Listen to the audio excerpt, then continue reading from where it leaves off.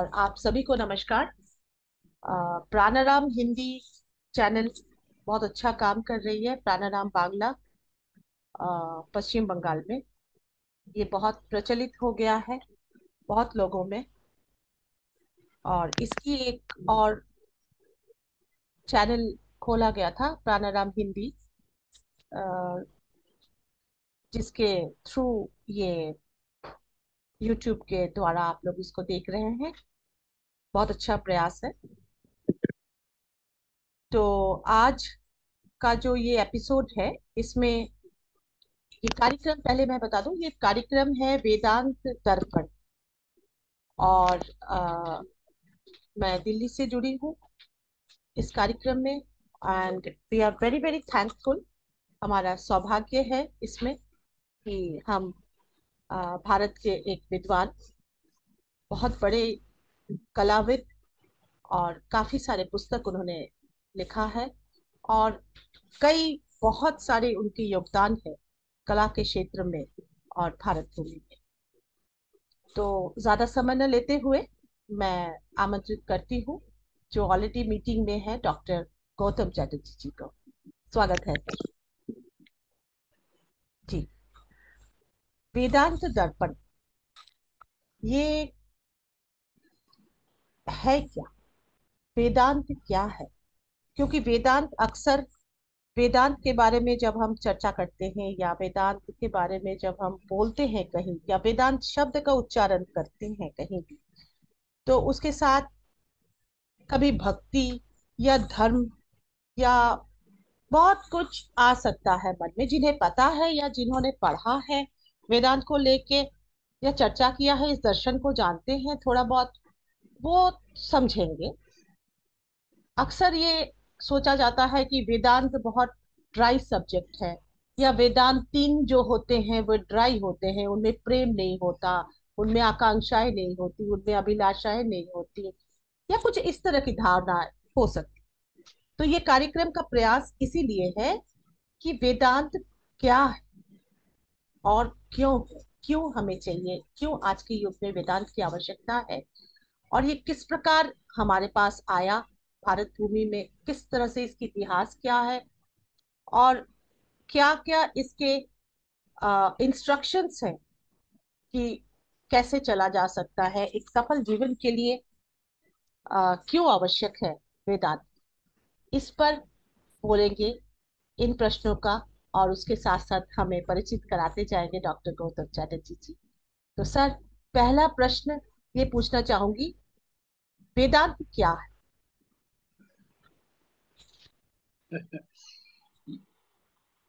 स्वागत और बहुत धन्यवाद संघमित्रा जी। ये सवाल जितना आसान लगता है, उत्तर शायद उतना आसान नहीं है। क्योंकि अभी आपने कहा कि वेदांत शब्द जब हम लोग बोलते हैं, तो वेदांत शब्द की तरफ अगर हम लोग देखें तो इसका मतलब होता है वेद का अंत। और वेद का मतलब है ज्ञान। तो अगर देखा जाए तो हम लोग को तो ज्ञान की ओर चलना है, अज्ञान से ज्ञान की ओर, अज्ञान से वेद की ओर। तो जी ज्ञान का अंत है, वेद का अंत क्यों कहा गया है? सिर्फ शब्द को देखा जाए तो, जी। है ना। बिल्कुल सबसे सर। पहले तो हम लोग 2023 में यहाँ से शुरू होंगे ना, जहाँ पर हम लोग सांस ले रहे हैं। जी जी जी। तभी तो पता चलेगा कि उसकी उपयोगिता या प्रासंगिकता है या नहीं। करेक्ट। तो सबसे पहले तो किसी के भी मन में ये शब्द सुनकर आना चाहिए कि वेदांत यानी कि वेद का अंत। सिर्फ अगर शब्द को देखें तो क्यों कह रहे हैं वेद का अंत? वेद का तो अंत किया ही नहीं जाना चाहिए। वेद ऐसा ज्ञान है कि उसके अलावा कोई भी चीज है ही नहीं है, बाकी चीज अज्ञान है बिल्कुल ना। बिल्कुल बिल्कुल। तो इस शब्द को सबसे पहले हम लोग को अपने इंट्यूशन से या इंट्यूटिव विजडम से समझना चाहिए कि आखिर ऐसा क्यों कहा गया होगा। और जब ये जी कहा गया है तब ये वो वैदिक समय ही था। और ये शब्द भी वैदिक ऋषियों का कॉइन किया हुआ शब्द जी है ना। जी। तो वेद का मतलब हम लोग जानते हैं कि कोई ग्रंथ या शास्त्र नहीं, बल्कि ज्ञान, क्या? जो कि भारतीय ऋषियों को उस जगह से मिला था जिसको हम लोग परा स्तर कहते हैं या ट्रांसेंडेंटल कॉन्शियसनेस कहते हैं। इसलिए इसको कहा गया ना अपौरुषेय, किसी व्यक्ति का नहीं, किसी इंडिविजुअल का नहीं है, वो ज्ञान रिवील हुआ था उन लोगों के सामने। इसलिए वो लोग ऋषि भी कहे गए। मंत्र दृष्टारो ऋषय, जिन्होंने मंत्र को देखा, ज्ञान को देखा, वही ऋषि हुए। बहुत सरल सी चीज है। जी लेकिन जब हम खुद रियलाइज नहीं करेंगे और हम वेद या ऋग्वेद पढ़ के या किसी से सुन के समझने की कोशिश करेंगे, तो वो हमारे माइंड का हिस्सा हो जाएगा ना। जी। कोई भी ज्ञान बिल्कुल। आपसे मैं अगर सुनूंगा या किताब से पढ़ूंगा तो हमारे माइंड का हिस्सा हो जाएगा, और माइंड जो है या अंतःकरण जो है वो शुद्ध नहीं है, बिल्कुल सर। वो अज्ञान में है। तो वो अज्ञान का ही अंश हो जाएगा ना, करेक्ट। ये जो अर्जित ज्ञान है। तो जब ये अर्जित ज्ञान है, यही हमें बांधता भी है, बंधन में लाता है। इसलिए शिव सूत्र है ज्ञानम बंध। काश्मीर शैव दर्शन में जो जी। सबसे मॉडर्न फिलोसॉफी है उसमें शिव सूत्र है। हम्म। नर्तकात्मा आदि आदि, इसमें एक सूत्र है ज्ञानम बंध। ज्ञान हमें बांधता है। बांधता है। वो करेक्ट। ज्ञान जो हम लोग अर्जित करते हैं बाहरी दुनिया हम्म। से, ऋग्वेद पढ़कर, किसी से सुन के, क्योंकि वो हम लोग उसको समझने की कोशिश करते हैं। ज्ञान समझने की चीज नहीं है, आप ज्ञान को जान नहीं सकते हैं, ये हम्म। अज्ञेय है।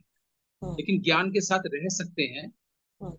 ज्ञानवंत हो सकते हैं। लेकिन बिल्कुल सर। ज्ञान को आप जान नहीं सकते। माइंड का काम है समझना। जी। माइंड का दूसरा नाम है ईगो। तो जितना करेक्ट। आप समझते हैं, वो ईगो की जो परत वो और मोटी हो जाती है, जी। और वो अहंकार और बढ़ जाता है कि मैं जानता हूँ, जी। जी। मैंने ऋग्वेद पढ़ा है, मुझे सारे जो मंत्र हैं वो कंठस्थ हैं। ईगो बढ़ता है ना। जी। जी। इसलिए कभी भी स्पिरिचुअलिटी में दो चीजों का मुझे लगता है शुरू में ही ध्यान रखना चाहिए, कि पहले कि हम उसको समझने की कोशिश ना करें, जैसे कॉन्वर्सेशन से ज्यादा होता है। दूसरा, स्पिरिचुअलिटी पर हम तभी बोलने जाएं जब हमारे पास खुद भी थोड़ी सी अनुभूति हो। क्योंकि इस अध्यात्म पर उस तरह से नहीं बोला जा सकता जैसे कि इकोनॉमिक्स या स्पोर्ट्स पर बोला जा सकता है, या इवन कल्चर पर।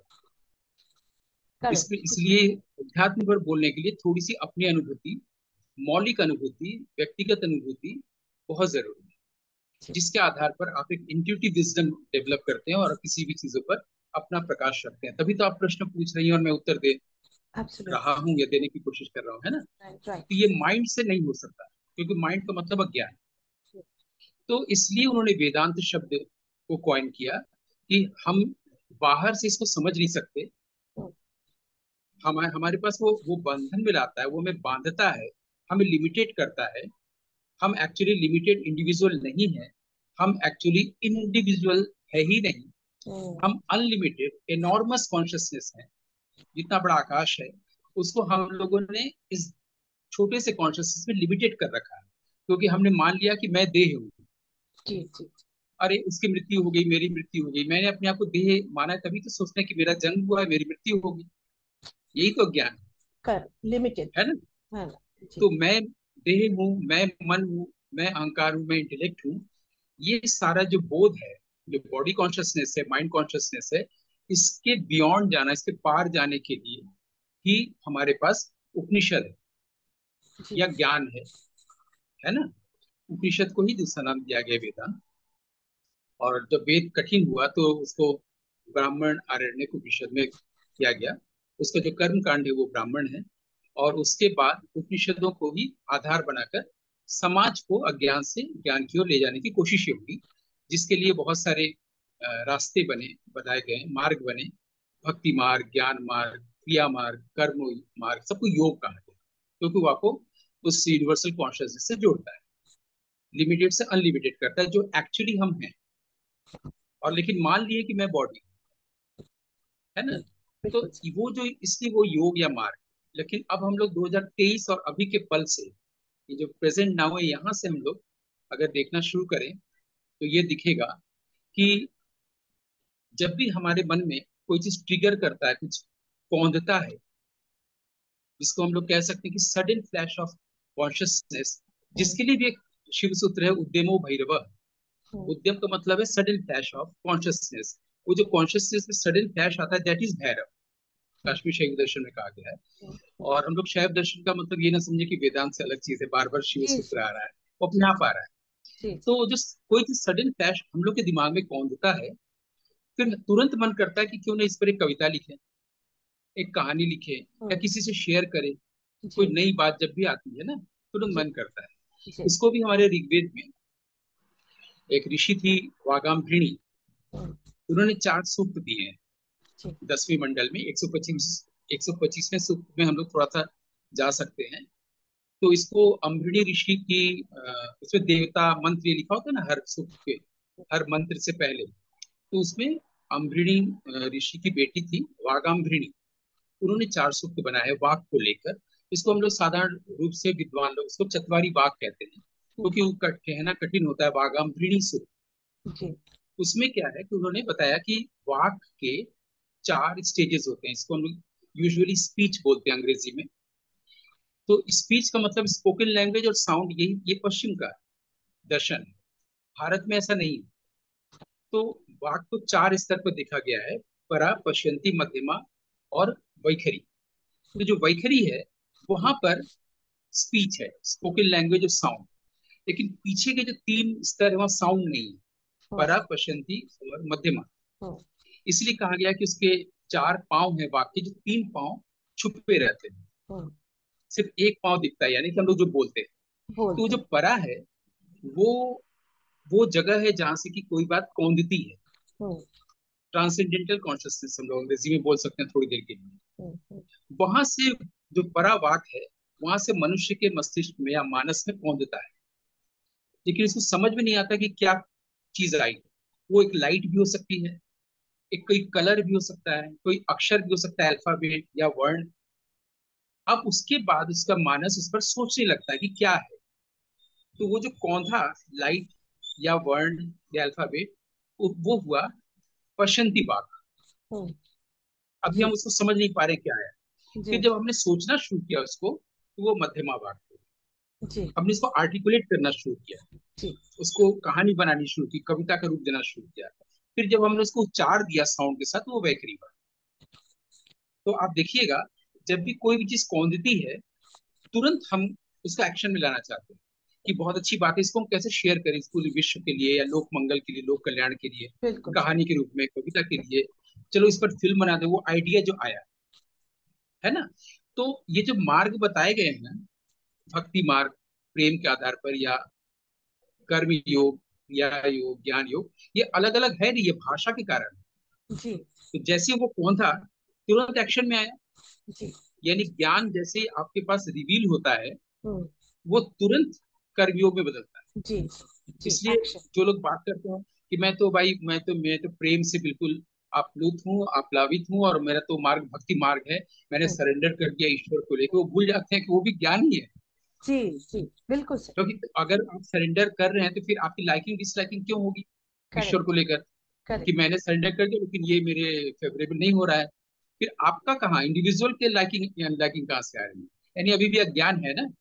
करेक्ट। तो ज्ञान ज्ञान रिवील करता है, ज्ञान अज्ञेय है, उसको हम जान नहीं सकते हैं, लेकिन ज्ञान के साथ रह सकते हैं। जैसे प्रेम को हम जान नहीं सकते हैं, जी। प्रेम के साथ रह सकते सर हैं। सर। और ज्ञान ही प्रेम है, ज्ञान ही कर्म है। जी। क्योंकि कौन था, और आप तुरंत आप एक्शन में आ गए हम्म। कि लोक मंगल, लोक कल्याण के लिए बताया, जैसे कि वेद बताया गया है लोक कल्याण के लिए। वेदांत इसीलिए यही है कि जी। सिर्फ अपना कल्याण ना हो, उसमें कहा गया है कि मुझे शक्ति दो, बल दो, मुझे ज्ञान दो, सब चीज दो, हाँ। ताकि हम इसको लोक कल्याण में लगा सकें। लोक कल्याण। यही ना प्रार्थना मंत्र है। जी। जी। तो ये यानी हम ज्ञान और एक्शन दो अलग अलग नहीं हुआ। सिर्फ भाषा के लिए, समझाने के लिए हम लोग बोलते हैं स्वामी जी का तुम ज्ञान योग पढ़ो, स्वामी जी का तुम कर्म हम्म। योग पढ़ो, हम्म। ये अलग अलग नहीं है। करेक्ट। ज्ञान, कर्म, एक भक्ति से सब एक ही चीज है। ये एक ही फोर चीज। फोल्ड कह सकते हैं, थ्री करेक्ट। फोल्ड है ना। करेक्ट। तो जी। वेदांत का जो जीता हुआ आशय है, मेरे पास अभिप्राय जी। है, जी। जी। अनुभूति है, वो मैंने जी। बताया कि वेदांत क्या है। जी। बहुत अच्छा सर। वही मुझे बात, एक छोटी सी बात बोलूंगी, जैसे knowing and being are not the same. जी। मैंने जो पढ़ी, कहीं पढ़ा था इसको, कि नोइंग एंड बीइंग आर इसको नॉट द शॉर्ट सेम। में बोल सकते हैं कि knowing is being. Knowing is being. हम जानते हैं, पर आई एम नॉट। क्योंकि या। अगर हम बीइंग नहीं होगा, फिर दो जी। रह जाएगा ना, जी। मैं जी। और वो, जी। मैं और ईश्वर। तो जी। दो की जी। दृष्टि तो रह ही गया, माइंड आ रहा है। फिर करेक्ट। तत्वमसी कैसे होगा? बिल्कुल। वही। वही। है ना। वही बात है। तो तो आई वेदांत। एम दैट, हाँ। आई एम दैट, और इसको हाँ। और सुधार के बोला जा सकता है कि I am already that. I am already हमें दैट। कोई कोशिश हमें कोशिश नहीं करनी है सत्य के अनुसंधान के लिए। वेदांत हमें बताता है कि आई एम ऑलरेडी दैट, मैं ही वो हूँ। मैं जी और वो का भेद जब चला जाएगा, जी। अभेद दृष्टि आएगा, तो अभेद आकाश भी आएगा, वहाँ भेद नहीं है। करेक्ट। फिर भेद मेरा नहीं। जो एसेंस है वो हाँ। मैं सब में देखूंगा। चिड़िया के भी वही एसेंस है, वही। एक वस्तु का भी वही एसेंस है ना। किसी दूसरे व्यक्ति का भी अब वो दूसरा रहा ही नहीं। जी जी। ये उसका आ, सार है वेदांत। जी। बहुत अच्छा आज का सेशन रहा सर। और आगे आगे हम एपिसोड्स में और इसकी चर्चाएं करते रहेंगे। और उम्मीद है, आशा है कि इसमें बहुत अच्छा, इसमें सबका ज्ञानवर्धक रहेगा। और it is very very simple, it is very very straight, Vedanta. तो उस पर ये प्राणायाम हिंदी के द्वारा आप लोगों को उजागर करते रहेंगे। और आप लोग इस चैनल के साथ भी, इस कार्यक्रम के साथ में जुड़े रहिए। और आज जुड़ने के लिए, समय देने के लिए बहुत बहुत धन्यवाद। Thank you. प्रणाम। आनंद।